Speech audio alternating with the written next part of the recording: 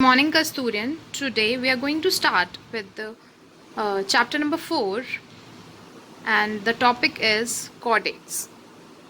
Good morning, class. Today we are going to study the phylum chordate of chapter number 4, Animal Kingdom, of class 11th. So, in phylum chordates are the animals which possess notochord. Notochord is a stiff and flexible rod-like structure present in the ventral surface of the body. In layman terms, it is the spinal cord.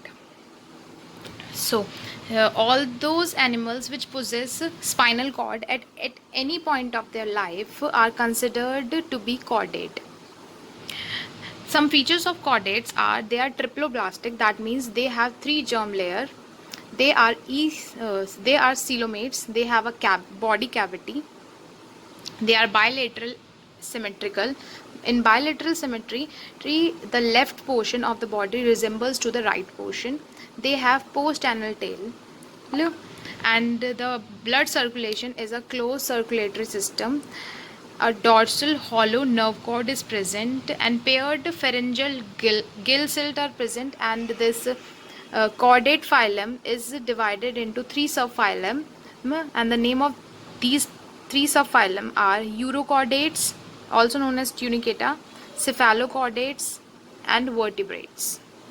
All three of these phylums consist of a notochord which persists at any time period in their life cycle. Further, the phylum chordate is further divided into two divisions. One is vertebrata and the other is protochordata. In protochordata, we have two subphylum included. These are tunicates. These two phylums, Urochordates, tunicates, and cephalochordates, these two phylums are considered to be protochordate. That is, they are primitive chordates because their notochord doesn't persist throughout their life. They only persist in their embryonic stage or in some parts of their life cycle. So they are considered as protochordates. While in vertebrates, we have two subphylums, and these two subphylums are Agnatha and Gnathostomata. In Agnatha, all the organisms which are jawless occurs in this, and the jaw-bearing organisms occurs in Gnathostomata. So let's start with the difference between protochordates and chordates. So in chordates, they persist notochord. They are dorsally situated at the central nervous system. They have gill slit and post-anal tail. While in protochordates, we have two subphylums, Urochordates and Cephalochordates. While chordates include all the three subphylums, vertebrates, Urochordates, and Cephalochordates, protochordates consist of only two phylums. In chordates, only chordates have vertebral column known as vertebrates. In protochordates, they do not have vertebral column.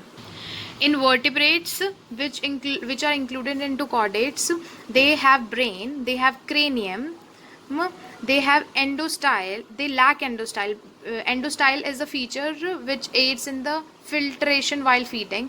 While in protochordate, they do not have brain, they do not have cranial, but they have endostyle which filters the feeding. In chordates, they have chambered heart, but in protochordates, they do not have chambered heart. In chordates, they have blood vessels, but in protochordates, they do not have blood vessels. They have, in chordates, we have kidney for blood filtration, but in protochordates, we do not have kidney for filtration.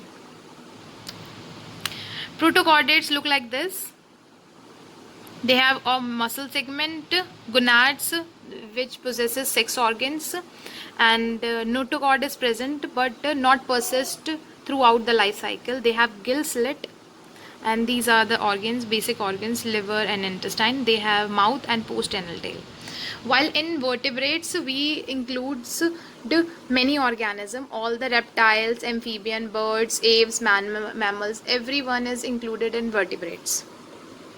So let's start with the first division of Agnatha. Vertebrates, first division, agnatha, which lacks jaw. They do not have a jaw. Circular mouth without jaw. We have only one class in this, and the class is cyclostomata. In cyclostomata, they are ectoparasitic on some fishes. That means they live on some other fishes. The body is without scales and paired limbs and fins. The body is elongated and bears 6 to 15 pair of gill slit for respiration. Cranium and vertebral column is cartilaginous in nature.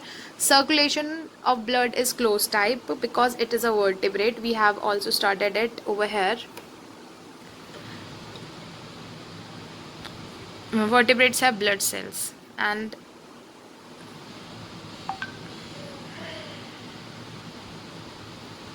okay, in cyclostomata, they are marine, but they migrate to fresh water for spawning and for development of young ones. For larva producing, they migrate to the fresh water. And the examples are Petromyzon and Mexin, which is a hagfish. So let's moving further towards Gnathostomata. In Gnathostomata, we have two superclasses of spices which bears fin, and also they have jaw. And these includes chondrichthyes and osteochites. In chondrichthyes, the habitat is marine, so these fishes are marine in nature. They have cartilaginous endoskeleton. Inside structure is made up of cartilaginous bone. They have 5 pair of gill slit without gill cover. They have no swimming bladder. Mouth is ventral, present in the front side. They are oviparous. They are viviparous in fertilization. In viviparous, they produce young ones. The examples of chondrichthyes are rayfish. Electric organs are present for stinging. And this is how chondrichthyes look like. This is the structure of chondrichthyes.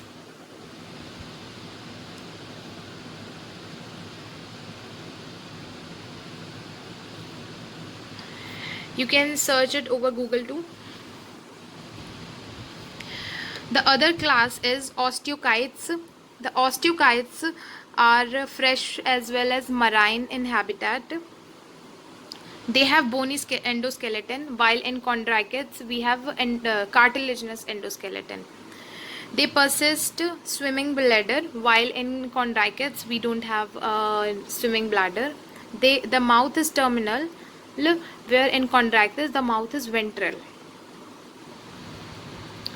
The nature of fertilization is oviparous. That means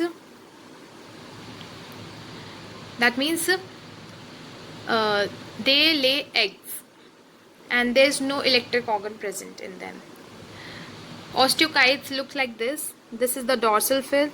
This is the operculum, where gill slits are present. This is the caudal fin, and mouth is terminal. So this is all for chordates. In next class we will be studying about vertebrates. We have studied till here Gnathostomata. Till here we have done.